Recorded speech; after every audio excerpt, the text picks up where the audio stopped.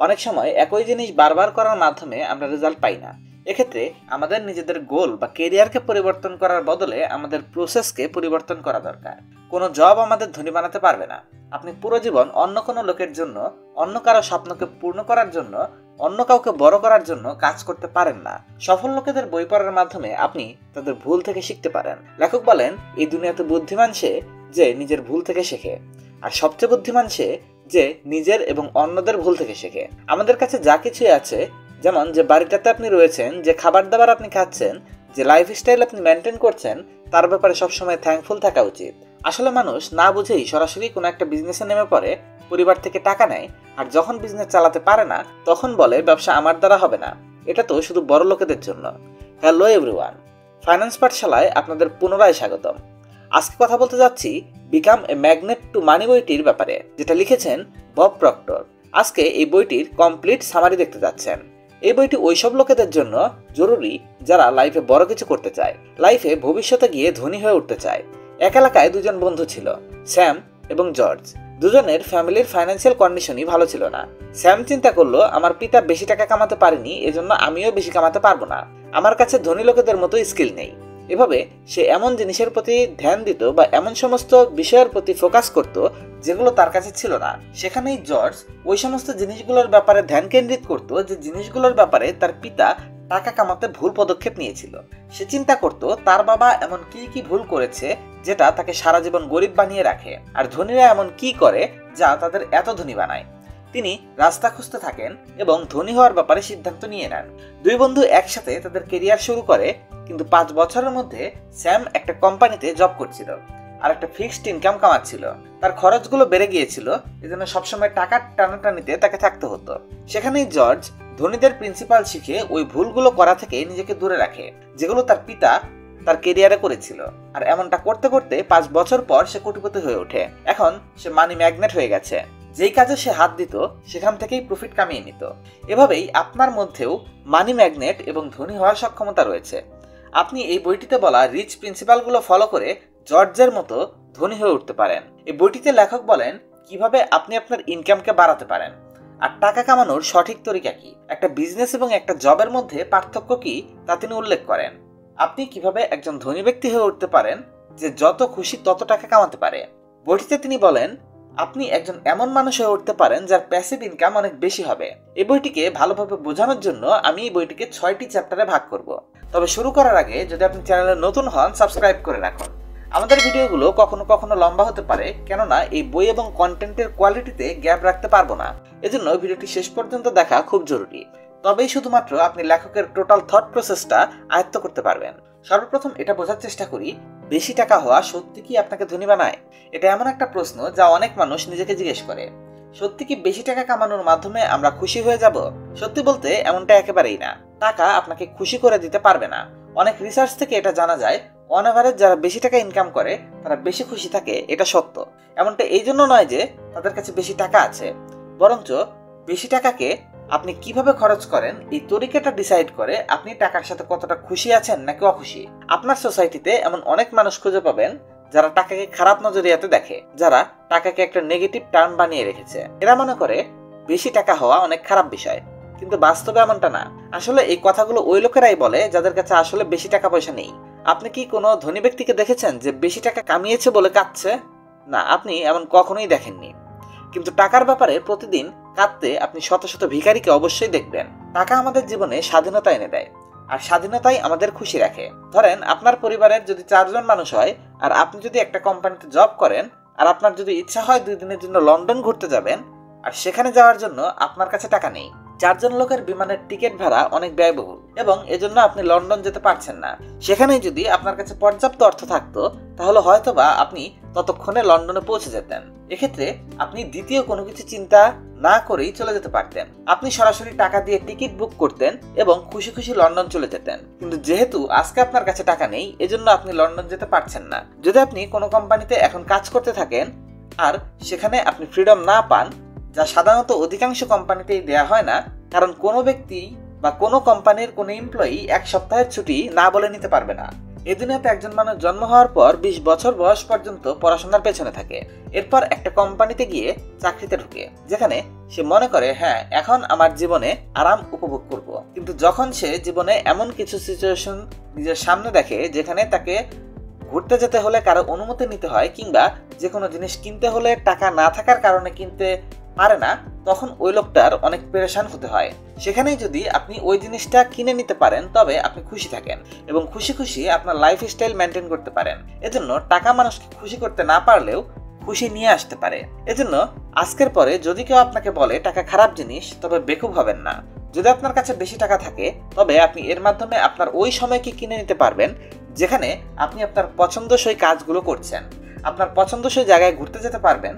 সে সময় আপনি জিনিসের জায়গায় এক্সপিরিয়েন্সের পেছনে বেশি সময় ব্যয় করবেন। আসলে বেশিরভাগ মানুষই তাদের অধিকাংশ টাকা জিনিসপত্র কেনার পেছনে লাগিয়ে দেয় আর এরপর সেগুলোর উপর বোর হয়ে যায়। যেমন ধরেন, যদি কোনো গাড়ি আপনার অনেক বেশি পছন্দের হয় আর আপনি সেটাকে কিনে নেন, ওই গাড়িটি আপনাকে যতবার আপনি চালাবেন ততবার হতে পারে এটা আপনাকে খুশি দেবে, কিংবা হতে পারে কোনো জিনিস আপনি আপনার ঘরকে ডেকোরেট করার জন্য কিনেছেন এবং আপনি এটা যতবার দেখছেন ততবার সেটা আপনাকে খুশি দেবে আর কিছুদিনের জন্য খুব ভালো এক্সপিরিয়েন্স দেবে। এভাবে আপনি ভালো এক্সপিরিয়েন্স পাবেন।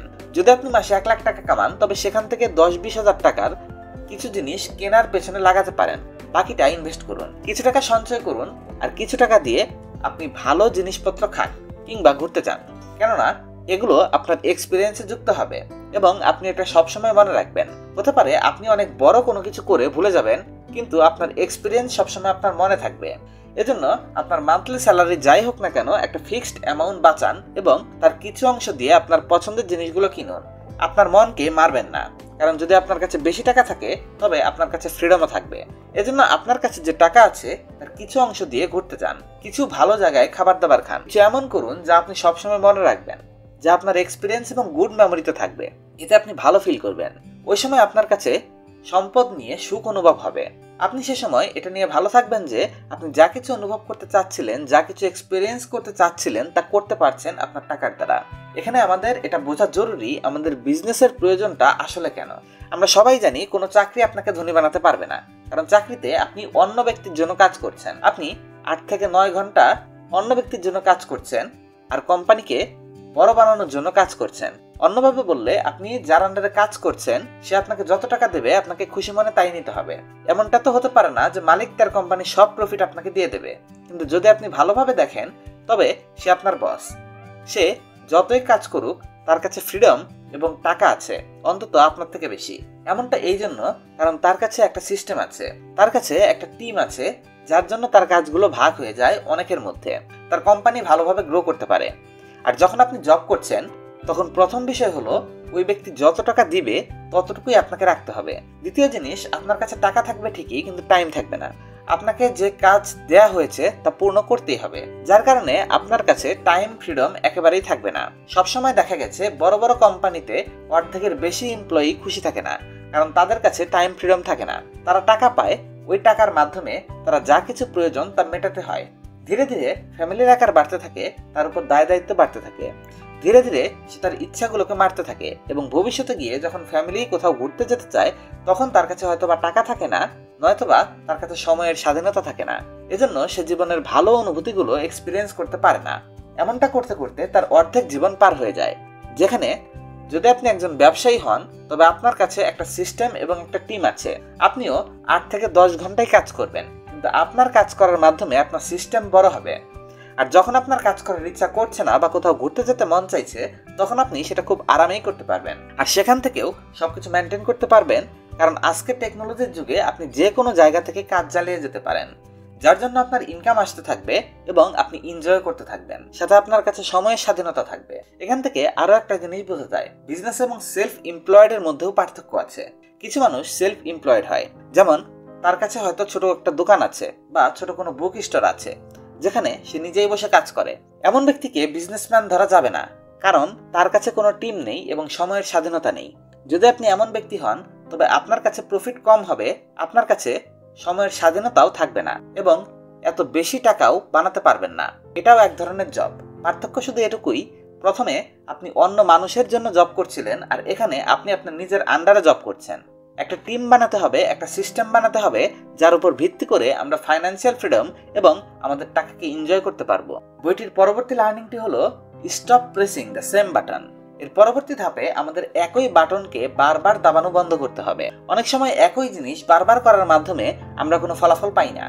এমন পরিস্থিতিতে আমাদের নিজেদের কর্মকাণ্ড বা গোলকে পরিবর্তন করার জায়গায় আমাদের প্রসেসকে বা কাজটি করার পদ্ধতিকে পরিবর্তন করতে হবে। হতে পারে নতুন নিয়মে আপনার অনেক ভালো হবে এবং আপনার পছন্দসই রেজাল্টও পাবেন। অনেক মানুষ আছে যারা ধনী হওয়ার জন্য চাকরির সাহায্য নেয়। তারা মনে করে বেশি টাকা কামিয়ে একটা চাকরি থেকে আরেকটা চাকরিতে সুইচ করে দ্রুত ধনী হয়ে যাবে, কিন্তু এর জন্য এদের হাতে আসলেও বড় কিছু আসে না। যেখানে তারা প্রথমে 1 লাখ টাকা বেতন পেত, সেখানে দ্বিতীয় চাকরিতে হয়তোবা তারা 1,10,000 বা 20,000 টাকা পাবে। খুব বেশি পরিবর্তন আসবে না, কিন্তু সে মনে করে এর মাধ্যমে সে ধনী হয়ে যাবে, যেটা ভুল ধারণা। কোনো জব আপনাকে ধনী বানাতে পারবে না। আপনি পুরো জীবন অন্য কারো আন্ডারে অন্য কারো স্বপ্নকে বড় করার জন্য কাজ করতে পারেন না। যদি আপনি নিজের স্বপ্নকে পূর্ণ করতে চান, বাস্তবে রূপান্তর করতে চান, তবে তার জন্য কাজ করতে হবে। যদি আপনি এর জন্য কাজ করেন, তবে আপনি অটোমেটিক্যালি টাকা কামাতে পারবেন, আর এই টাকা আপনার চাকরি থেকে 10 গুণেরও বেশি হবে। নর্মালি এমন হয়, যদি আপনি অনেক বছর ধরে চাকরি করতে থাকেন, তবে হঠাৎ করে ব্যবসার দিকে মুভ করা ঠিক হবে না। সর্বপ্রথম আপনার মাইন্ডসেটকে বিজনেসম্যানের মতো করে তৈরি করা জরুরি। এজন্য যদি আপনি একজন জব পারসন হন এবং একটা ব্যবসা করতে চান, তবে রিসার্চ করুন এবং দেখুন মার্কেটে কি ধরনের জিনিসের ডিমান্ড আছে এবং এর উপর ভিত্তি করে আপনার বিজনেস প্ল্যান তৈরি করুন। আপনার উদ্দেশ্যকে পরিবর্তন করবেন না, কিন্তু সেই উদ্দেশ্যে পৌঁছানোর রাস্তা প্রয়োজনে পরিবর্তন করুন। আপনার নিজের কোম্পানি বানানোর জন্য আপনি আপনার পার্মানেন্ট জবের সাথে সাথে কিছু কিছু ছোট কাজ করুন, কিছু ছোট ছোট বিজনেস শুরু করুন এবং প্রফিট হওয়ার পর আপনি তাকে ফুল টাইম করতে পারেন। আমাদের এটা বুঝতে হবে, বেশি টাকা কামানোর জন্য আমাদের মাল্টিপল সোর্স অফ ইনকাম থাকতে হয়। আপনি আপনার মাইন্ডে যে কোনো 5 জন ধনী ব্যক্তির ব্যাপারে চিন্তা করুন। অনেক বেশি সম্ভাবনা আছে আপনি Warren Buffett, Bill Gates, Steve Jobs এবং ইলন মাস্কের মতো লোকেদের কথা ভাবছেন। এরা সবাই এমন ব্যক্তি যাদের একাধিক ব্যবসা আছে, কিংবা হয়তোবা তাদের মেইন বিজনেস একটাই, কিন্তু তাদের এর বাইরে অনেক ছোট ছোট ইনভেস্টমেন্ট রয়েছে।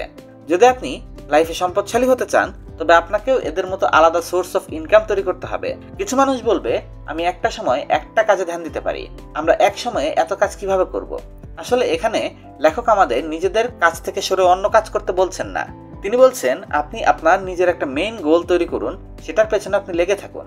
এখান থেকে যে টাকা আসবে, আপনি তাকে অনেকগুলো ছোট ছোট জিনিসে ইনভেস্ট করুন, যেমন real estate investment, stock market investment কিংবা অন্য কোনো ছোট বিজনেস করতে ব্যবহার করুন, যাতে আপনি একটা নির্দিষ্ট অ্যামাউন্টের টাকা পেতে পারেন, যাকে আমরা প্যাসিভ ইনকাম বলি। এক্ষেত্রে আপনি কাজ করুন আর নাই করুন, যদি জিনিসগুলো লোকেদের ব্যবহারযোগ্য হয়, তবে আপনি ভালো রোজগার করতে পারবেন। এখান থেকে যে টাকা আপনি পাচ্ছেন, ওই টাকা থেকে আপনি নিজের জন্য কিছু কিনতে পারেন, কোথাও ঘুরতে যেতে পারেন, কিংবা আপনার যে বিজনেস রয়েছে এই টাকাকে দ্বিতীয়বার বিজনেসে লাগান এবং আপনার বিজনেসকে বড় করুন। যদি আপনার জীবনে সাকসেসফুল হতে হয়, যদি আপনার নিজের কোনো কাজ করতে হয়, বিজনেসম্যান যদি হতে চান, তবে আপনার ডিসিশন অনেক বেশি গুরুত্বপূর্ণ। সঠিক সময়ে আপনাকে সঠিক ডিসিশন নেওয়ার অভ্যাস করতে হবে, তবে আপনি সামনে এগোতে পারবেন। যদি আপনার কাছে একটা রাস্তা থাকে আপনার বিজনেসকে সামনে নিয়ে যাওয়ার, আর আপনি সেই সুযোগটিকে খুঁজে না পান, এর মানে হলো আপনি সঠিক ডিসিশন নিচ্ছেন না। এর মানে হয় আপনি বুঝতে পারছেন না ডিসিশন নেওয়াটা কতটা জরুরি। কিন্তু আমরা সঠিক ডিসিশন কিভাবে নিব, এটাকে বের করার জন্য এমন বই পড়তে হবে যা সাকসেসফুল বিজনেসম্যান এবং অথররা লিখেছেন। এমন বইগুলো আমাদের চ্যানেলে আপনারা লাগাতার পেতে থাকবেন। এজন্য আমাদের চ্যানেলকে সাবস্ক্রাইব করুন আর সাথেই বেল বাটনটিতে প্রেস করে রাখুন, যাতে সফল লোকেদের বই পড়ার মাধ্যমে এবং শেখার মাধ্যমে আপনি তাদের ভুল থেকে শিখতে পারেন। লেখক বলেন, এই দুনিয়াতে বুদ্ধিমান তারা যারা নিজের ভুল থেকে শিখে, এবং সবচেয়ে বুদ্ধিমান সে যে নিজের এবং অন্যদের ভুল থেকে শিখে। কারণ যদি আমরা শুধু নিজেদের ভুল থেকে শিখতে থাকি, তবে হয়তোবা আমাদের একটা জীবন অনেক ছোট পড়ে যাবে সবকিছু শেখার জন্য।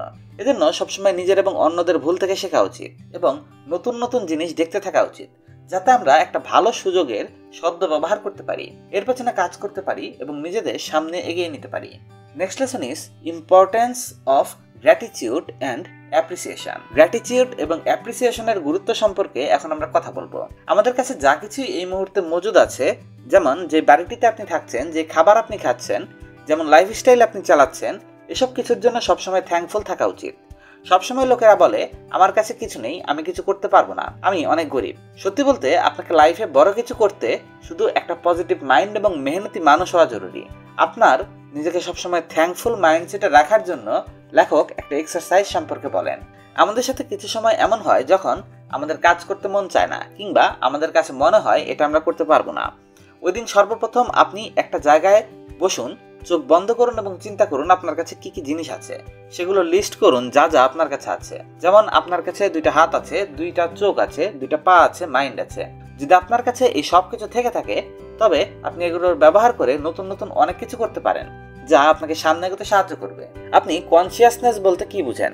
আপনাদের মধ্যে কিছু মানুষ বলবে কনসিয়াসনেস হলো সেটা যখন আমরা আমাদের মাথায় কিছু চিন্তা করি, বা কেউ বলবে কনসিয়াসনেস হলো সেই স্টেট যেখানে আমাদের মাইন্ড, আমাদের ব্রেন ভালো থটে আসতে থাকে। কিন্তু সত্যি বলতে কনসিয়াসনেসের মানে হলো আপনি কোনো কাজ করছেন আর এটার ব্যাপারে আপনি শতভাগ অ্যাওয়ারনেস হয়ে আছেন। উদাহরণ হিসাবে, যদি আপনি আপনার ব্যবসা করেন তবে আপনার জানা থাকা উচিত আপনি তা কেন করছেন।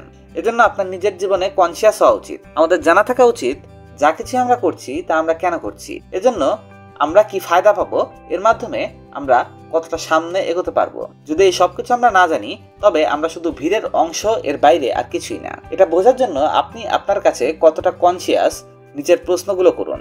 আমি যা কিছু করছি কেন করছি, আমার এই কাজগুলো করার পেছনের কারণ কি, কাজটি করার পর আমি কি পাবো, কাজটি কি আমাকে খুশি দিচ্ছে, আমি কি এতে আরো সামনে এগিয়ে যেতে পারবো, আমার গোলকে পাওয়ার জন্য আমি যা কিছুই করছি তা কি সঠিক তরিকায় হচ্ছে। যদি আপনার কাছে এই সমস্ত প্রশ্নগুলোর উত্তর থাকে এর মানে হলো আপনি সঠিক ডাইরেকশনে আছেন। এখন এই বইটির সবচেয়ে জরুরি পার্ট, রেসপন্সিবিলিটি নিন। দায়িত্ব নেওয়া আমাদের জীবনে অনেক গুরুত্বপূর্ণ ভূমিকা পালন করে। এটা জীবনের প্রতিটা সিচুয়েশনে আমাদের হেল্প করে। এটা অনেক গভীর বিষয়। যদি আপনার বয়স 18 থেকে 25-এর মধ্যে হয় তবে এই বয়সটি আপনার ব্যবসা করার জন্য সবচেয়ে ভালো সময়, কেননা এই বয়সে আপনার খুব বেশি দায়িত্ব থাকে না। আপনি যত খুশি রিস্ক নিতে পারেন, যত খুশি কাজ করতে পারেন। কিন্তু যদি আপনার বয়স 25-এর বেশি হয় আর আপনার বাড়িয়ালি আপনার উপর ডিপেন্ডেন্ট হয়, আপনার নিজের ফ্যামিলি থাকে, কিংবা আপনার বয়স যদি 30-এর বেশি হয় তবে এটা করা আপনার জন্য চিন্তার কারণ হতে পারে, কেননা এ সময় নিজের উপর ঝুঁকি নেওয়া কিছুটা কঠিন হবে, কেননা আপনার পেছনে পুরো ফ্যামিলি রয়েছে যাদের আপনাকে দেখতে হবে। এজন্য আপনাকে আপনার লাইফের শুরুতে ব্যবসা শুরু করে দেওয়া উচিত, কেননা এখানে আপনার কাছে বেশি ঝুঁকি নেওয়ার ক্যাপাসিটি থাকে এবং আপনি আপনার কাজকে একটা ভালো লেভেলে পৌঁছাতে পারেন। আজকের দিনে আপনার কাছে ইন্টারনেট এবং টেকনোলজি আছে। আপনি এর ব্যবহার করে যে কোনো কিছু ঘরে বসে জানতে পারেন এবং আপনার কাজ ঘর থেকেও শুরু করতে পারেন। আপনি অনেক কাজ ঘরে বসে দেখে দেখেও শিখতে পারেন এবং সেগুলো অনলাইনে করতে পারেন। অতীতের সময় মানুষের কাছে প্রবলেম ছিল কারণ তারা ইনফরমেশন পেত না, কেননা তাদের কাছে টেকনোলজি ছিল না। কিন্তু আজকের দিনে আমাদের কাছে সবকিছু আছে। আপনি চাইলে সবকিছু করতে পারেন, শুধু প্রয়োজন আমাদের মাইন্ড এবং এনার্জিকে সঠিক জায়গায় লাগানোর। কিছু কিছু মানুষ কোনো কিছু না বুঝেই সোজা বিজনেস করতে নেমে পড়ে, বাড়ির থেকে টাকা নেয় এবং যখন ব্যবসায় লস খায় তখন বলে ব্যবসা আমার দ্বারা হবে না। এটা তো শুধু বড় লোকদের ব্যাপার। সত্যি বলতে এটা ভুল। যদি আপনি কোনো ফিল্ডে ব্যবসা করতে চান তবে আপনার নিজের কাজের ব্যাপারে জানা থাকতে হবে। আপনার শুরুর থেকে শেষ পর্যন্ত সবকিছু জানা থাকা উচিত। আপনার বিজনেস কিভাবে চলবে, কি কি হবে, আর এসব কিছু আপনি কখনোই জানতে পারবেন না ঘরে বসে। এটা আপনি তখনই জানতে পারবেন যখন আপনি ফিল্ডে কিছুদিন কাজ করার অভিজ্ঞতা নিয়ে চিন্তা করবেন। যখন আপনি এর পেছনে সময় ব্যয় করবেন তখন আপনি বুঝতে পারবেন। যদি আপনি না জানেন কাজটা আসলে কিভাবে হয় তবে আপনি সেটা করতে পারবেন না। এজন্য যদি আপনার নিজের ব্যবসা করার ব্যাপারে চিন্তা করে থাকেন তবে সর্বপ্রথম এটা মাথায় রাখুন যে লাইনে আপনি ব্যবসা করবেন সেই লাইনে প্রথমে কিছুদিন সরাসরি কাজ করে অভিজ্ঞতা অর্জন করুন। কিছু মাস সেখানে ফ্রিতে পারলে কাজ করুন। যখন আপনি বুঝতে পারবেন এই কাজগুলো কিভাবে হয় তখন আপনার বিজনেসের উপরে আপনি ইনভেস্ট করতে পারেন। এটি ছিল বিকাম এ মানি ম্যাগনেট বইটির ফুল কমপ্লিট সামারি। কেমন লাগলো বইটি অবশ্যই কমেন্ট করে বলবেন, আর ভালো লেগে থাকলে চ্যানেলটিকে সাবস্ক্রাইব করবেন।